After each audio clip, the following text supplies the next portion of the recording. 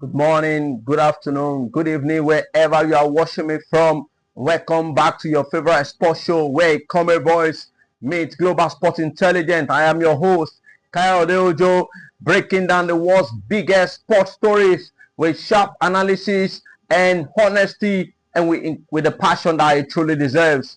I'd like to welcome you to our today's episode of our news headlines, where we'll be breaking down the news that is making around the world of sports. We begin right here with football.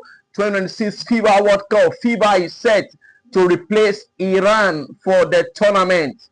FIFA World Governing Body, FIFA, is actually set to replace Iran, who has actually made their intention known that they will not be participating in the FIFA World Cup. Now, FIFA actually are considering replacement for Iran for the World Cup, as they have announced their withdrawal as a result of the U.S.-Israeli airstrikes on their country. Now, the 2026 World Cup will be played mostly in the United States of America. However, President Donald Trump's political decisions has actually affected the football world, and it's actually bringing a lot of tension between these two nations, Iran and the United States of America. Now, Iran, don't forget, Iran finished top of their Asian qualification group.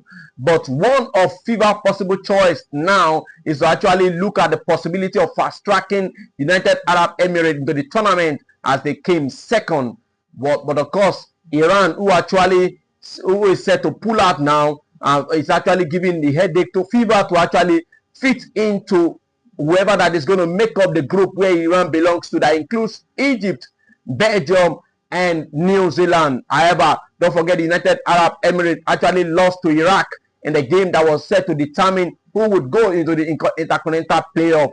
Now, presently, Iraq actually are the one that have qualified, and they are preparing for the playoff, which they will be playing the winner between Bolivia and Suriname for a World Cup slot. It could be that the FIFA could actually decide to immediately fast track Iraq qualification automatically to the World Cup, while United Arab Emirates will come in to replace Iraq at the playoff spot.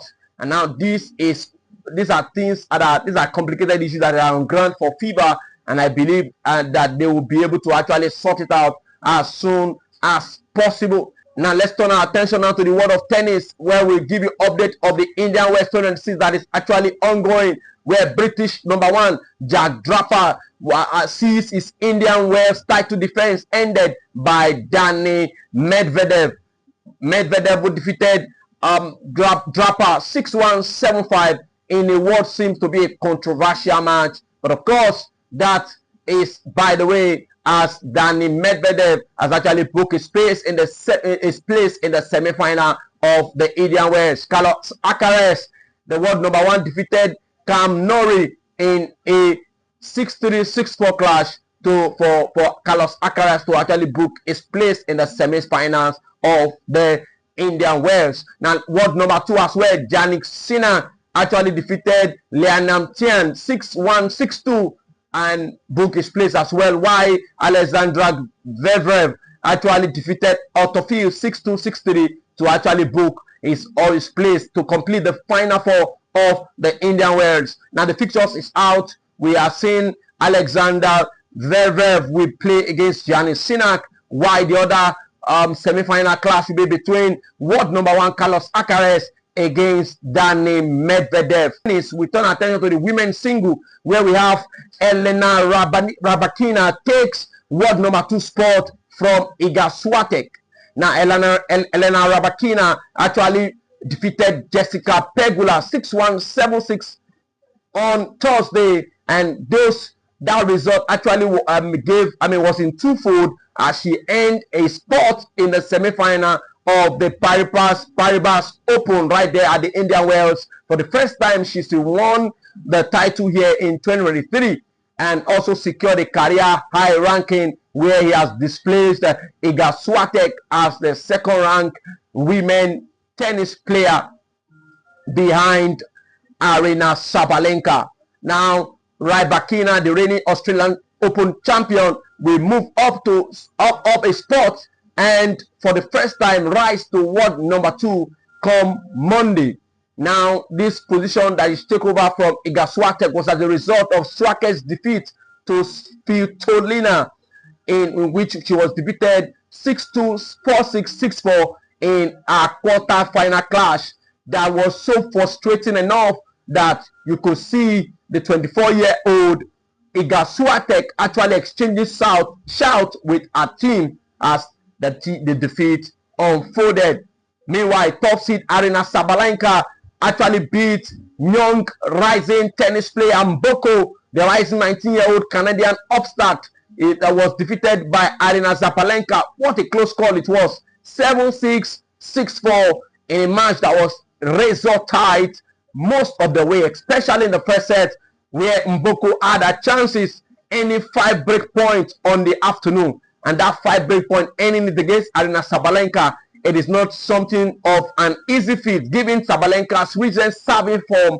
Sabalenka, though, actually put up, the form of a champion in that match, was able to actually do a little, get a bit better than Mboko to actually get the result that she needs to actually book a place in the last 4 of the Indian Wells. Now let's turn our attention to the semi-final of fixtures that has been actually made available. Aryna Sabalenka, world number 1, will be playing Linda Noskova, who is world number 14. Now the other semi-final in the women's single is Elena Rybakina, who is world number 3, will be playing against Elena Svitolina, who is world number 9. Now don't forget, Rybakina actually will be world number 2 on Monday, irrespective of this result between the both of them. I'd like to hear from you. What do you notice in the quarterfinals of the Indian Wells that is ongoing, and what are your expectations and predictions for the semi-final for both the men and the women's single? I'd like to hear from you in the comment section.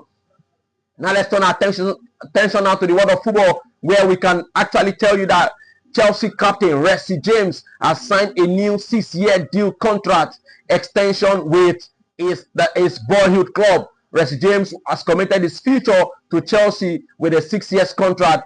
James, 26, who actually joined the football club at the age of 6, is now tied down until the summer of 2032 in a deal that sees him aligned with the incentivized wage structure that is actually has been adopted by Chelsea new owner since they took over in the year 2022 from the former owner Roman Abramovich. James, who has actually now garnered 225 appearances to his name, has actually scored 16 goals and 31 assists, while he remains the team captain. Now 5 trophies have certainly been lifted along the way: the 2021 Champions League inclusive, 2022 Super Cup, and the Conference League 3 years ago. James, who has actually been having issues with injuries before now, has been playing regularly for the past 15 months and has also earned his place back in the England squad under former Chelsea coach Thomas Tuchel as they prepare for the summer FIFA World Cup. Chelsea right now are 5th in the Premier League table, and they will be hosting Newcastle United at the weekend on Saturday, while they welcome again Paris Saint-Germain for the second leg of their Champions League round of 16 encounter, in which they were defeated right there at Parc de France 5-2. What a disappointing result it was for them. Now, still on football, to the international scene now, DR Congo actually dropped NFF-disputed players for the playoff. Now, the Democratic Republic of Congo actually omitted 2 players highlighted in Nigeria Football Federation's complaint to FIBA as they unveiled their 26-man squad for 2026 Intercontinental World Cup playoff, a development that has had fresh intrigues to an eligibility dispute that has actually been still waiting a verdict from the world governing body FIBA. Now, head coach of DR Congo, Sebastian Desabre, actually released the Leopard squad on Wednesday, and has retained core players who actually guided the team to the playoff spot, and several names were also absent from the squad that went for the African Cup of Nations. Now, Captain Chancellor Mbemba leads the squad alongside established figures such as Cedric Bakambu and Yuan Wissa, as DR Congo actually pursued a second appearance at the World Cup. it was noticed that the Michel Angel, Vic Wisha, and Mario Storakens were actually omitted from the squad, and these players are two of the, among the number of players that Nigerian Football Federation highlighted in its former complaint to FIBA over alleged eligibility breaches. Now, only Matthew Ebolo, who is the third player mentioned prominently in the Nigerian petition, has been included in Desabre's squad. Now, Nigeria, don't forget, Nigeria lodged a complaint after losing in the playoff final, in the CAF playoff final against the Aruko 4-3 on penalty, 4-3 on penalties, and arguing that the Congolese Federation actually misled FIBA in securing nationality switches for several overseas born players. What was the gross is that the DR Congo officials, they actually submitted, invited, extended invitation to these players, even when FIBA had actually not approved their switch to DR Congo. Now, for observers in Nigeria, the omission of the two players may revive what we could believe that the protest, in the federation's protest, and we believe that the FIBA, the world governing body FIBA, has remained silent in on their decision regarding the protest, and that the Nigerian Football Federation has actually tabled before them now, and this decisive intercontinental playoff is fast approaching in this month of March. Now, this dispute still remain unresolved. Whether the squad, the thing is whether the squad changes by the Leopard coach, whether it reflects the dispute that remains unresolved, or it's just something that is a tactical approach to his selection of the squad for the playoff.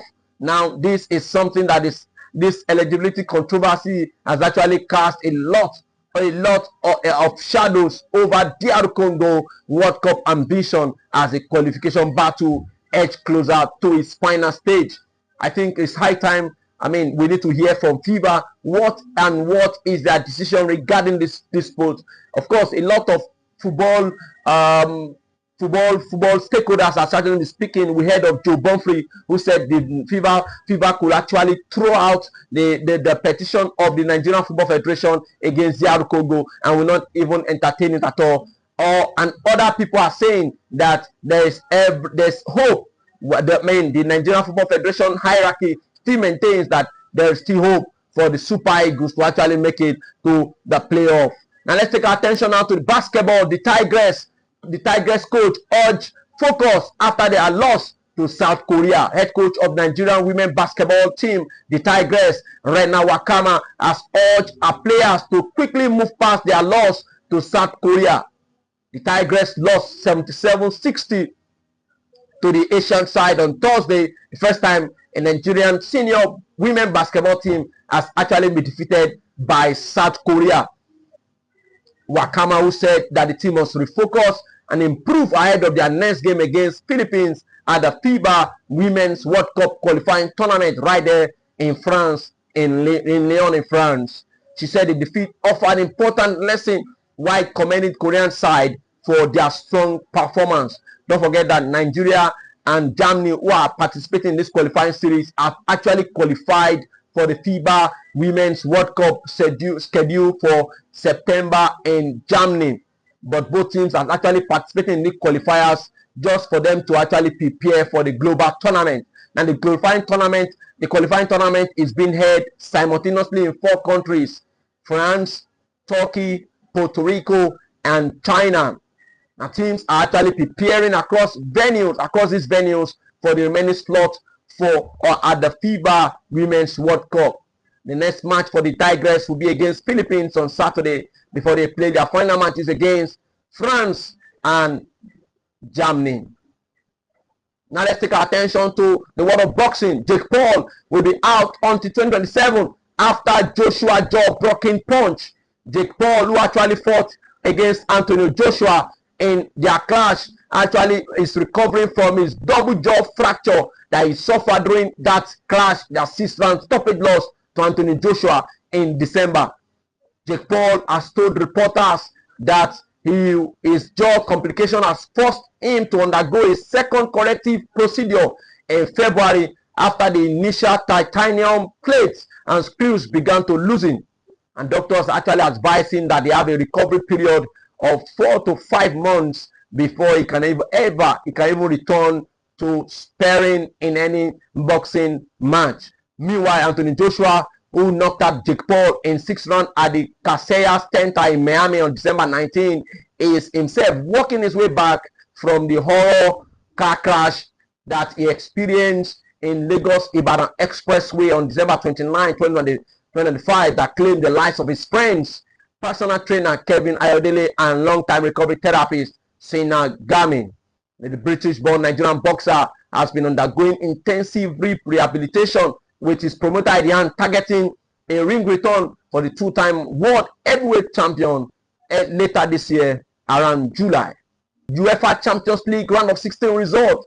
It was a nightmare result for the English teams as their quest to secure their 5th Champions League qualification spot again for next season was that a hammer blow this week, following a string of disastrous results. I tell you, it was a disastrous result on the European elite stage.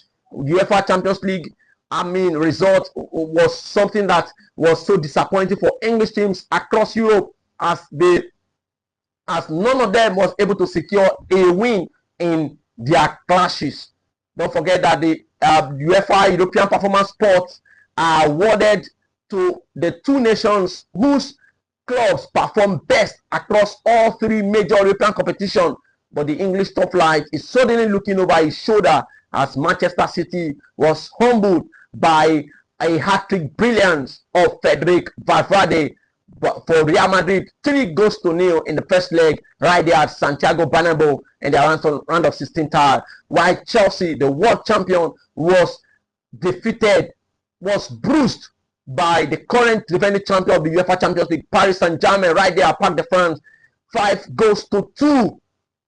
And this result actually followed other results in the midweek where that we saw Tottenham Hotspur defeated by Atletico Madrid 5-2, and Liverpool failing to Galatasaray 1-0, and Newcastle was able to actually secure the 1-1 draw against Barcelona with a last-minute penalty equalizer by Lamine Yamal to actually brought a disappointing figure to Newcastle fans right there in their round of 16 tie. Let me give you the result in full. Galatasaray win 1-0 against Liverpool. Atalanta lost disappointingly, worrisomely to Bayern Munich 1-6 right there at Bergamo. Atletico Madrid defeated Tottenham Hotspur 5-2, and Newcastle United played a 1-1 draw against Barcelona. Bayern Leverkusen as well, I forgot to mention, among the team that played against the English team was, played a 1-1 draw against Arsenal. The same thing, Arsenal actually had to take a last-minute penalty converted by Kai Havertz to actually bring the scoreline to a 1-1 draw, and that was a positive there for both Newcastle United and Arsenal in their round of 16 tie. Then we have the dark horse, or should we say the white horse, Bodo Glimt, the Norwegian club, defeating Portuguese Sporting Lisbon 3-0 in what is termed the most surprising scoreline in the round of 16. And then we have Paris Saint-Germain defeating Chelsea 5-2, and Real Madrid defeating Manchester City 3-0. Focus is now shifted till next week for the return legs as English teams looks at the possibility of redeeming their image. I'd like to hear from you. Which of the English teams do you think can still qualify for the quarterfinals of the UEFA Champions League, especially those teams that actually lost, the likes of Liverpool, the likes of Tottenham Hotspur, the likes of Chelsea,